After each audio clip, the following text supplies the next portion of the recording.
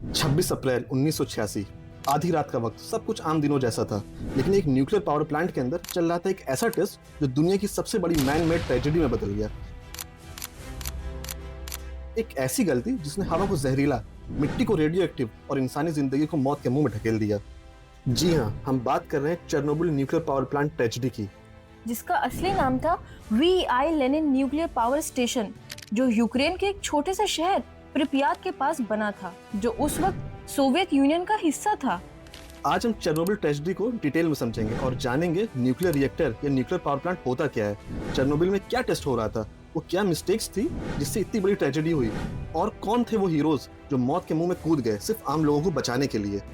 आज भी ये जगह यूक्रेन में है, लेकिन एक घोस्ट जोन या कहें तो खंडहर बन चुकी है। ये पावर प्लांट यूएसएसआर की टोटल इलेक्ट्रिसिटी सप्लाई का 10% से ज्यादा कंट्रीब्यूट करता था, और यूक्रेन के अंदर तो ये एक प्राइमरी पावर सोर्स था। चेरनोबिल एक जगह जहां साइंस, टेक्नोलॉजी और इंसानी लापरवाही ने जन्म दिया दुनिया की सबसे बड़ी न्यूक्लियर ट्रेजेडी को। सबसे पहले ये समझते हैं कि आखिर न्यूक्लियर रिएक्टर होता क्या है। न्यूक्लियर रिएक्टर एक मशीन है जो न्यूक्लियर फिजन का यूज करके एनर्जी बनाती है। फिजन मतलब एक हैवी एटम जैसे यूरेनियम 235 को तोड़ना, और जब यूरेनियम का न्यूक्लियस ब्रेक होता है तो बहुत ज्यादा हीट रिलीज होती है। न्यूट्रॉन्स निकलते हैं जो और एटम्स को तोड़ते हैं। ये चेन रिएक्शन चलती रहती है और हीट प्रोड्यूस करती है। ये हीट पानी को बॉयल करती है जिससे स्टीम बनती है, और स्टीम टरबाइन घुमाती है और फिर इलेक्ट्रिसिटी जनरेट होती है। ये same process coal power plant में कोल के थ्रू और हाइड्रो पावर प्लांट में पानी से होता है। तो न्यूक्लियर रिएक्टर का बेसिक काम है एटम तोड़ के हीट बनाना और इससे इलेक्ट्रिसिटी जनरेट करना। चेरनोबिल पावर प्लांट में टोटल 4 रिएक्टर थे, और जिस रिएक्टर में ब्लास्ट हुआ वो बना था 1983 में, और ये सबसे लेटेस्ट था। हर रिएक्टर का थर्मल कैपेसिटी 1000 मेगावाट थी और electricity output approximate 700 megawatt. Chernobyl plant में यूज होने वाला रिएक्टर था रशियन डिजाइन RBM के 1000 डिजाइन टाइप का, जो कमर्शियली तो चीप था लेकिन अनसेफ भी। इसमें 2 मेजर फ्लॉज थे। पहला, पॉजिटिव वॉइड कोफिशिएंट, मतलब जब पानी स्टीम में बदलता तो रेडिएशन और तेज हो जाता। बाकी रिएक्टर्स में ऐसा नहीं था। और दूसरा, कंट्रोल रॉड्स का डिजाइन में फ्लॉ था। जब इमरजेंसी शटडाउन होता तो पहले पावर स्पाइक करता, फिर स्लो होता। इन फ्लॉज के बारे में यूएसएसआर गवर्नमेंट को पता था, लेकिन उन्होंने इसे छुपाया। साल 1986 25-26 अप्रैल के बीच रिएक्टर नंबर 4 में एक सेफ्टी टेस्ट हो रहा था। इस टेस्ट का मकसद था अगर पावर कट हो जाए तो रिएक्टर की टरबाइन अपनी बची हुई रोटेशन से इमरजेंसी जनरेटर स्टार्ट कर सके और कूलिंग पंप्स को ऑपरेशनल रख सके, जो न्यूक्लियर रिएक्टर को ठंडा रखता है और रिएक्टर को ओवरहीटिंग से बचाता है। प्लान ये था कि रिएक्टर की पावर स्लो करो, टरबाइन ऑफ करो और देखो क्या इनर्शिया से कुछ पावर मिलती है कि नहीं जो इमरजेंसी जनरेटर को स्टार्ट कर सके। लेकिन टेस्ट डिले होता गया और शिफ्ट चेंज के टाइम इनएक्सपीरियंस नाइट क्रू आ गई। इस क्रू ने इंस्ट्रक्शंस को इग्नोर किया या सही से समझा नहीं। रिएक्टर टेस्ट के लिए स्लो किया गया था और आइडियल मिनिमम पावर रिक्वायरमेंट थी 700 मेगावाट, लेकिन उन्होंने पावर 30 मेगावाट तक गिरा दिया, और जब पावर जनरेशन गिरी तो पूरा सिस्टम एक्सट्रीमली अनस्टेबल हो गया। तब फिर से सिस्टम को स्टेबल और पावर जनरेशन को 700 मेगावाट रिस्टोर करने के लिए रिएक्टर से ज्यादा कंट्रोल रॉड्स को बाहर निकाला जाता है। इससे डेंजरस जेनॉन 135 का बिल्टअप होता है।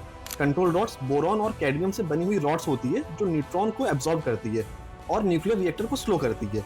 ये एकदम गाड़ी के ब्रेक जैसा काम करती है। जितनी ज्यादा रॉड्स रिएक्टर में होगी रिएक्शन उतना ही स्लो होगा, और जितनी बाहर होगी न्यूक्लियर रिएक्शन उतना ही तेज होगा और ज्यादा पावर जनरेशन होगा। As per safety regulation 30 rods को हमेशा रिएक्टर में इंसर्ट रहना चाहिए to make system stable, but उस रात रिएक्टर में 6 या 8 रॉड ही थी, जो मेजर सेफ्टी वायलेशन था। कंट्रोल रॉड्स निकाले जाते हैं और न्यूक्लियर रिएक्शन एबनॉर्मली स्पाइक कर जाता है। पानी तेजी से बॉयल होता है और बहुत ज्यादा स्टीम बनती है और पूरा सिस्टम अनस्टेबल हो जाता है। इमरजेंसी बटन प्रेस किया जाता है जो कंट्रोल रॉड्स को दोबारा इंसर्ट करता है, लेकिन रॉड के टिप ग्रेफाइट से बने थे और रॉड इंसर्ट होते ही कुछ ही मिलीसेकेंड्स में रिएक्शन और तेज हो गया और हुआ एक भयानक एक्सप्लोजन। रिएक्टर की लिड 1000 टन की थी, वो हवा में उड़ गई और न्यूक्लियर रेडिएशन एक शॉक वेव के साथ लीक हो गया। In normal days normal radiation की वैल्यू 0.1 माइक्रोसीवर्ट्स पर आवर होती है, लेकिन चेरनोबिल एक्सप्लोजन के बाद रेडिएशन की वैल्यू 15,000 माइक्रोसीवर्ट्स पर आवर तक पहुंच गई थी। एक नॉर्मल ह्यूमन के लिए 4000 माइक्रोसीवर्ट से ज्यादा का रेडिएशन मतलब मौत। चेरनोबिल से रिलीज हुई रेडिएशन हिरोशिमा के न्यूक्लियर बॉम्ब से 400 गुना ज्यादा थी। 70% रेडिएशन बेलारूस में गया और यूरोप के 13 देश अफेक्ट हुए। ये ट्रेजेडी और भी खतरनाक हो सकती थी। रिएक्टर के नीचे एक टैंक था जो पानी से भरा था, जो रिएक्टर की सेफ्टी का ही एक पार्ट था। अगर एक्सप्लोजन के बाद मोल्टन रिएक्टर कोर उससे टच करता तो एक और थर्मल एक्सप्लोजन होता, इतना खतरनाक और बड़ा कि यूएसएसआर और यूरोप के कई देश पूरी तरह से बंजर हो जाते और शायद हजारों साल तक रहने के लायक न बचते। तब वहाँ के क्रू मेंबर्स वेलेरी बेस्पेलाव, एलेक्सी एनेनेंको और बोरिस बेरानोव ने इस डेंजर सिचुएशन को समझते हुए उस टैंक को खाली करने का प्लान बनाया। तीनों क्रू मेंबर्स ने स्कूबा सूट्स पहने, डार्क पिच वाटर टैंक में घुसे और मैन्युअली ड्रेन वाल्व खोला जिससे सारा पानी ड्रेन हो सके। ये पानी रेडियो एक्टिवली कंटामिनेटेड था। उन्होंने अपनी जान दांव पे लगा दी पूरे यूरोप और इंसानियत को बचाने के लिए। ऐसे ही और भी अनसंग हीरोज थे, fireman who fought the blaze without protection, helicopter pilots who dropped sand and boron to control radiation and fire, miners who dug tunnel under the reactor for cooling systems. Soviet government ने पहले तो मना किया कि कोई blast हुआ है। प्रिपियात city में 36 घंटे तक कोई इवैक्यूएशन नहीं हुआ। लोग ओपन एयर में रेडिएशन एब्जॉर्ब करते रहे।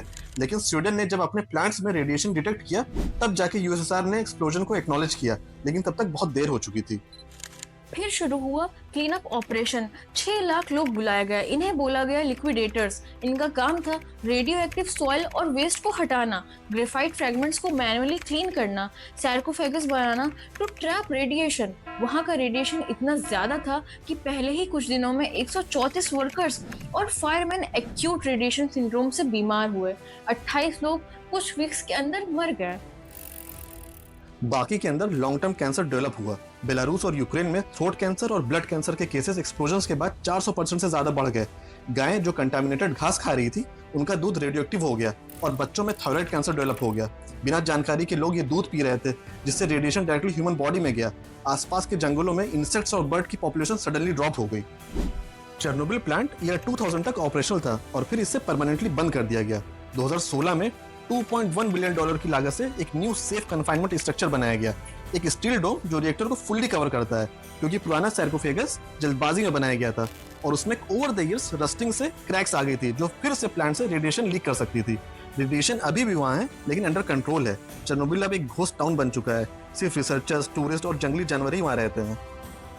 आज भी दुनिया में 400 से ज्यादा न्यूक्लियर रिएक्टर्स ऑपरेशनल हैं और टेक्नोलॉजिकली एकदम सेफ हैं। लेकिन सवाल ये उठता है कि क्या हमने उस ट्रेजेडी से कुछ सीखा या फिर हम सिर्फ अगले डिजास्टर का इंतजार कर रहे हैं। आज मिडिल ईस्ट में टेंशन बढ़ रही है और दुनिया न्यूक्लियर वॉर के एज पे है।